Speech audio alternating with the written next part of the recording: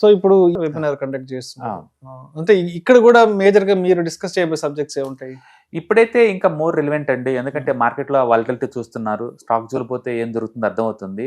చాలా మంది stock market అనగానే వీళ్ళని చూసేసి మంచి కాదని చెప్పేసి వాళ్ళు తెలిసిన కంపెనీ కొన్ని అంటారు. ఇప్పుడు ఎగ్జాంపుల్ ఎక్కడ చూసిన షాపింగ్ బీభత్సం ఫెస్టివల్స్ బాగా నడుస్తున్నాయి, అవి బాగున్నాయి కదా అని చెప్పేసి మన వాళ్ళందరూ ఐటీసీ హిందుస్థాన్ ఎవరు కాల్గేట్ కొంటారు, అవి 1 year లోలో ఉన్నాయి. అంటే ఇంత మంచిగా జనాలు కొంటున్నా కూడా బయట మంచి ప్రాఫిట్ లో కంపెనీ చేస్తున్నా సరే స్టాక్స్ ఎందుకు పట్టిన వాళ్ళకి అర్థం కాదు. అందుకని స్టాక్స్ లో పెట్టే వాళ్ళు ఏంటంటే ఈ టైంలో కన్జర్వేటివ్ ఎలా ఉండాలి, ఈ డాడౌన్స్ ని దాటి బయటికి ఎలా రావాలి, ఈ కన్ఫ్యూజన్ లో ఉంటారు అనమాట.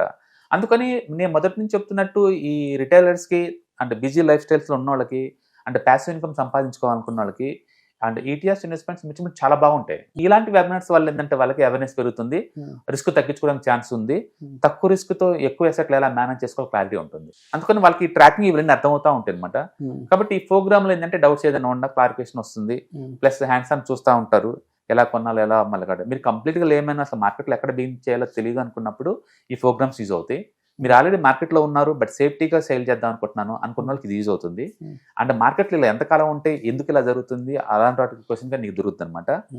కాబట్టి మీకు ఇంట్రెస్ట్ ఉంది అంటే వెల్త్ మేనేజ్మెంట్ వెల్త్ క్రియేషన్ మీద అంటే ఈ ప్రోగ్రామ్ అనేది ఒక స్టెప్పింగ్ స్టోన్ అనమాట.